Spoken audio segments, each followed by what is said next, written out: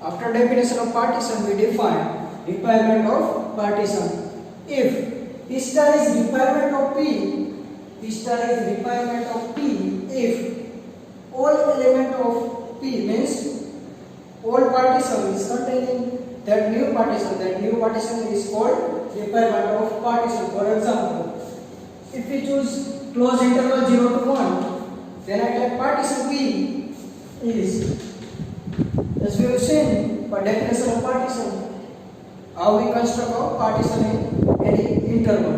So partition P is equal to first element is 0 and last element is 1. Then second partition is suppose 1 by 2.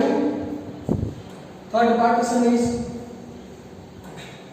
middle element of that two element, that is 1 by 2 plus 1 divided by 2, that is 3 by 2 divided by 2 is equal to 3 by 4, that is middle element of that two element. I can write 3 by 4 in between 1 by 2 and 1.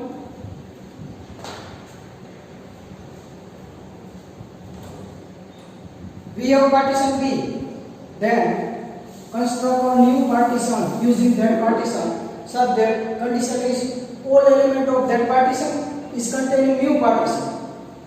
तो आपने आमा भाई add करवा पड़े partition, तो आपने नवा partition मरे. That is P star is equal to 0, 1 by 2. Add one partition in between or in between in two elements, or 3 by 4 and 1 in between. So new partition is 1 by 2 plus 3 by 4 divided by 4. That is LCM is 4 multiplied by 2. 2 plus 3 is 5. LCM is 4 multiplied by 2. 5 divided by 4 into 2 is 8. So 5 by 8, 3 by 4 and 1. That is our P star. So P star is called requirement of P because all element of P is containing P star. 0, 0, 1 by 2, 1 by 2. That is new element add in new partition. So that partition is called requirement of partition. Next definition is lower Riemann sum and upper Riemann sum. As we have seen GLB and LUB, greatest lower bound and least upper bound. That is greatest lower bound means infimum and least upper bound means supremum. Using that definition, we construct small mi and capital Mi. That is here. F is required. F is bounded on closed interval AB. Then the partition construct, that is closed interval AB. Construct a partition of closed interval AB is first element E is A.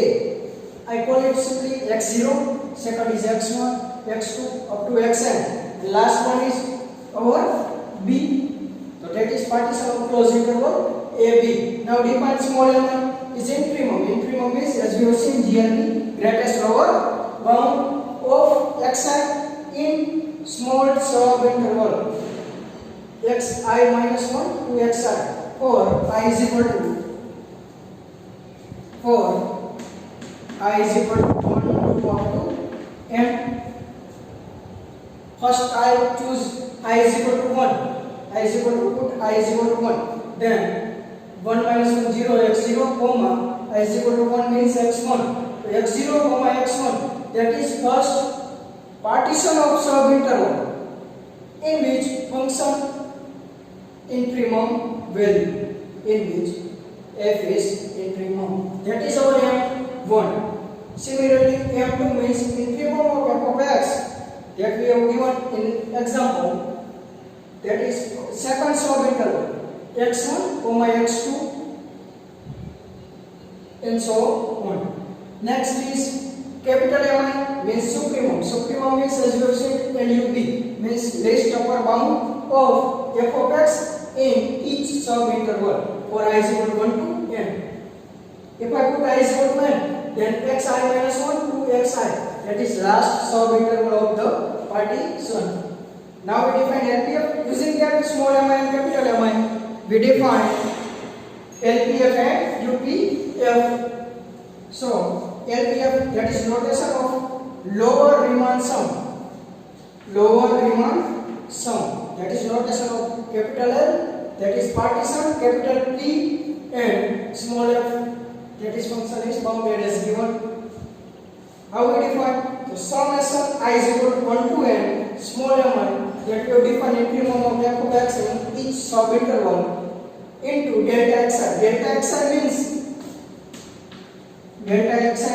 xi minus 1, difference of subinterval. Delta xi means difference of ith subinterval, that is xi minus 1. મોટામાંથી નાનો બાદ કરો xi મળે.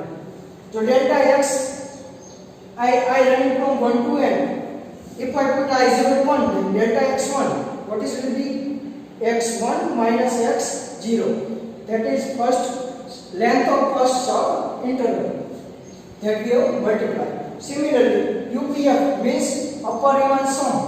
Notation of upper Riemann sum is capital U, partition P and function is given f. So UPF is equal to summation I running from 1 to n, capital Mi, as you define supremum of f of x in each subinterval into delta xi with length of ith subinterval, that is lower Riemann sum and upper Riemann sum. How we can see geometrically in upper Riemann sum and lower Riemann sum. The geometric meaning of LPF and UPF. First we construct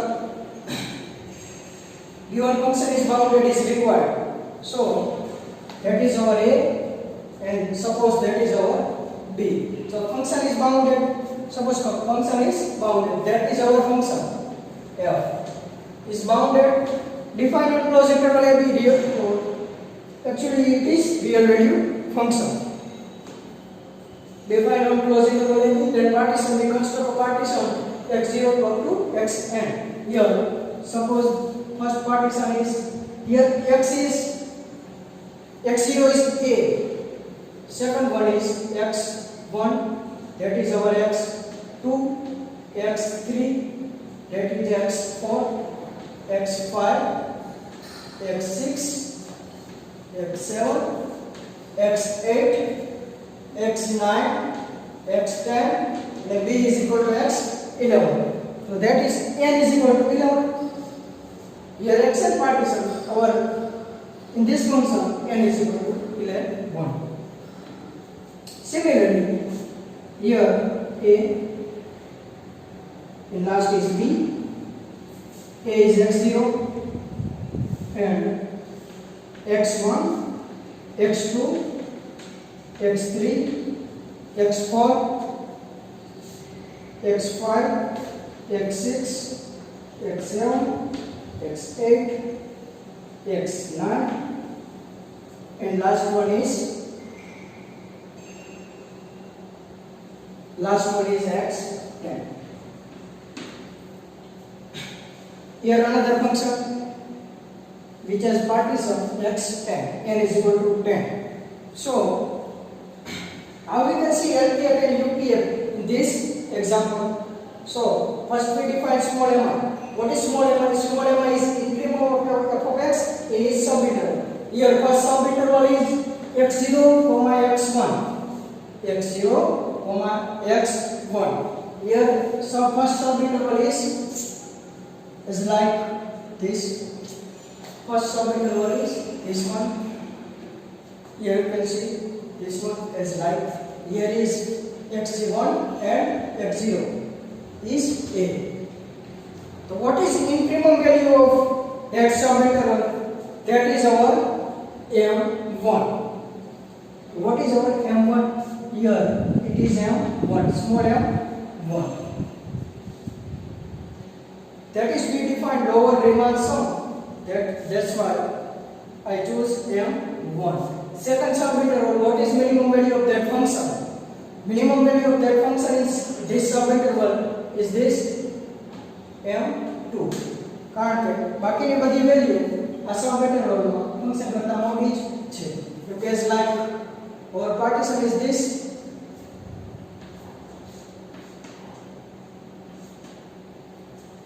આજે આપણું function f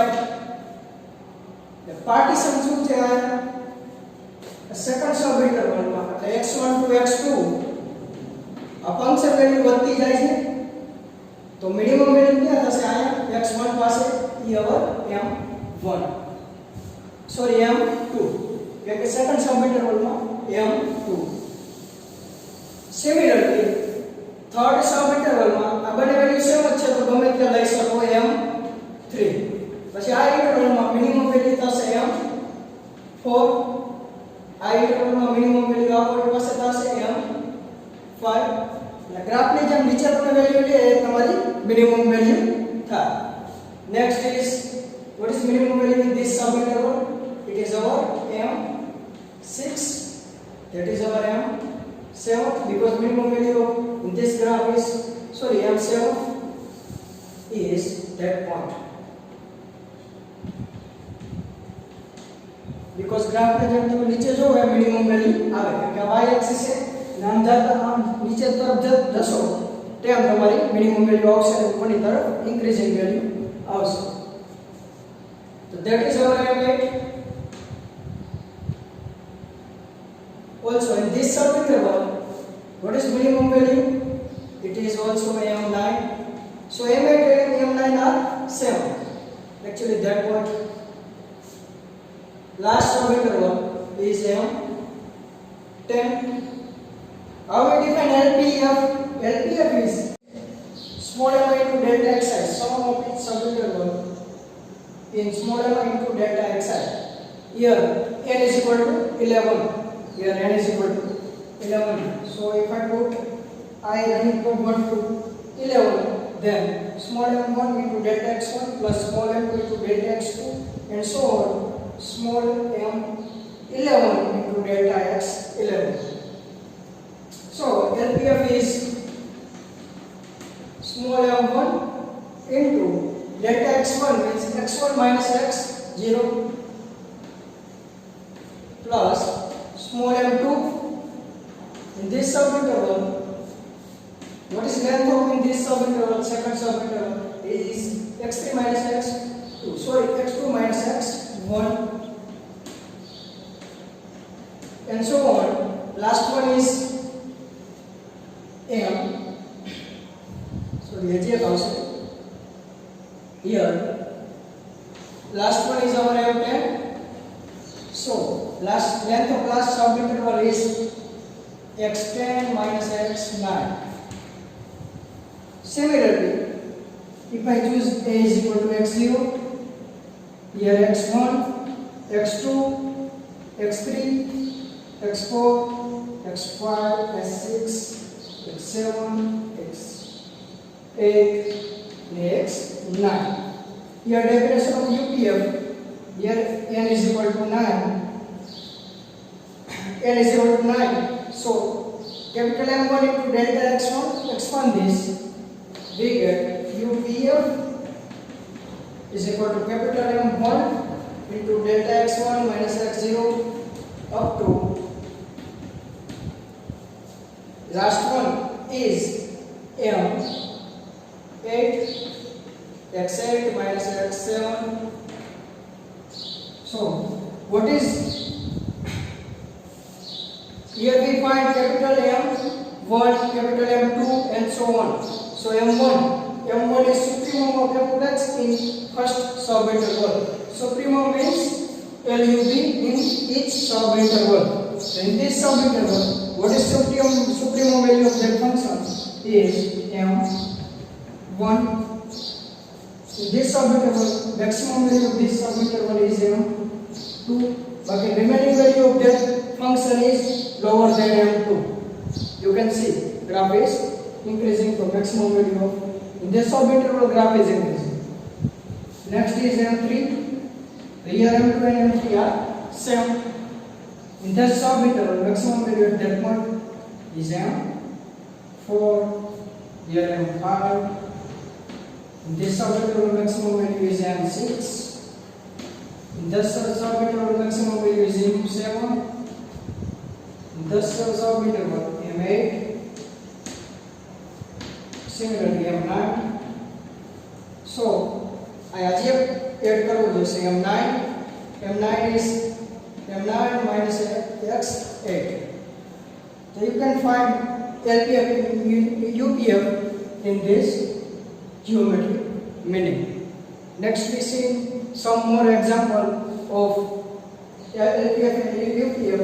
To find LPF and UPF, so first we find small m1 m2 up to mn, capital M1 M2 up to mn, and using that we find sum of that each subinterval maximum value and length of each subinterval.